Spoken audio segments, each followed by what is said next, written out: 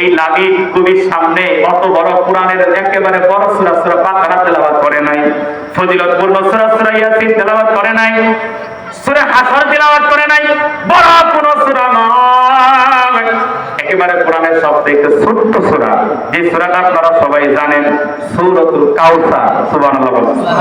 এই ছোট্ট সূরা সূরাতুল কাউসার আমার আপনার মায়ার নবী নবুয়তি জবানের শ্রুতি মধুর ভাষায় আমার নবীজি তেলাওয়াত করতে শুরু করলেন।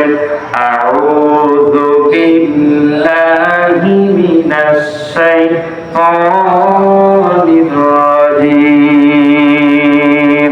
বিসমিল্লাহির রাহমানির রাহিম।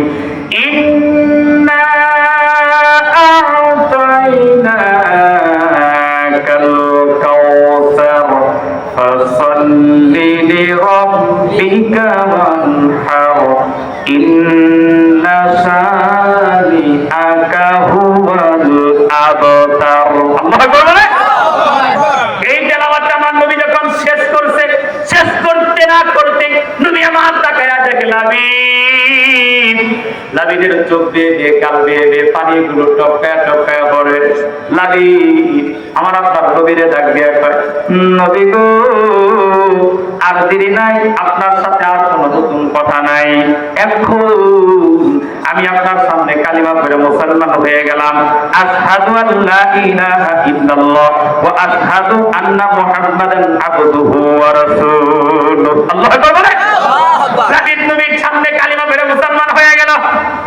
আবু জাহেল ডাক দিয়ে কয়, লাবিদ ও কবি সম্রাট, তোমারে আমি নিয়ে আইলাম আমার ভাতিজার মতো এই তেলাওয়াত দিয়ে কোরআন তেলাওয়াত করে শোনাইলো, এরকম তুমি আমাদের জন্য কিছু লিখে দিবা, আমাদের জন্য একটা সূরা তুমি বানায়া দিবা, আর ওইটা আমরা কাফেরদের মধ্যে তেলাওয়াত করে করে শোনাবো।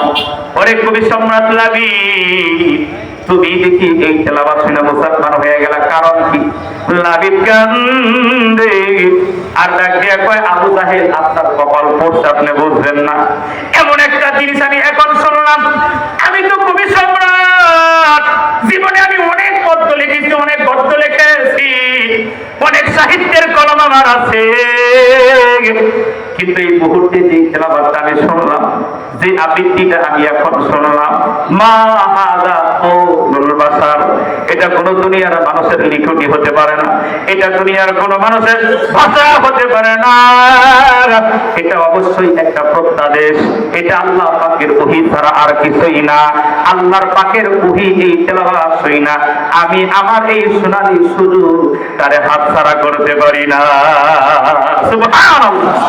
এই জন্য প্রিয় বাবারা ভাইয়েরা আমার বলতেছিলাম, এই কোরআনুল কারীম যদি কোন কাফেররা শুনে, কাফেরের দিলের ভিতরেও এটা রেখা পাঠ করে, এটা এমন একটা অলৌকিকত্ব, এটা এমন একটা বিশেষত্ব গুণ এই কোরআনের আছে।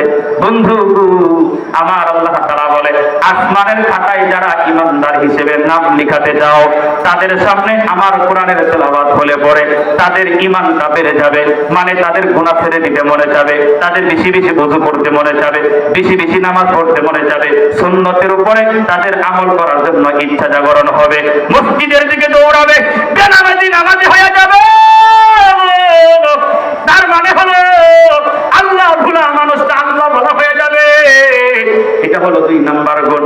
3 নম্বরে আমার আল্লাহ তাআলা বলেন, ওয়া আলা রাব্বিহিম ইয়াতাওয়াক্কালুন, যারা আমি আল্লাহর কাছে ঈমানদার, ওই মানুষগুলো আমি আল্লাহর উপরে শুধু ভরসা করে আর কারো উপরে না। তাওয়াক্কুল মুসলমান হিসেবে কার উপরে করা উচিত? কথা বলেন তো, জোরে বলেন কার? মুসলমান যদি হতে চান, ঈমানদার যদি হতে চান, তাহলে আপনি আপনার গাড়ির উপরে তাওয়াক্কুল করবেন না। গাড়িটা ছিল দেখে বাঁচছি, গাড়িটা ছিল বিদায় দুধ বিক্রি না কইরা বাজার না করলে আমার বাজার হইতো না, আমি জীবন চালাইতে পারতাম না। ছেলেটা দক্ষিণ কোরিয়া ছিল দেখে খালি চলতেছি, নাইলে কি যে হইতো। এমন ঈমানদার আছে না নাই? আল্লাহ বাঁচাইতে গেলে আমার চাকরিটা ছিল, আজকে যদি আমি এই কাজটা না পাইতাম তাহলে না খাই বলে দিতাম। এরকম কথা অনেক মনে করে না? আল্লাহ কয় না, ওয়া আলা রাব্বিহিম ইয়াতাওয়াক্কালুন, যারা ইমানদার তারা ভরসা করবে আমি আল্লাহর উপরে। আল্লাহর উপরে যদি কেউ ভরসা করে, যত কঠিন বড় মুসিবত হোক না কেন, মুসিবত থেকে উদ্ধার করনেওয়ালা একজন, তিনি হলেন কে? আল্লাহ আমার রব, এই রবি আমার সব। বলেন আল্লাহ আমার রব, এই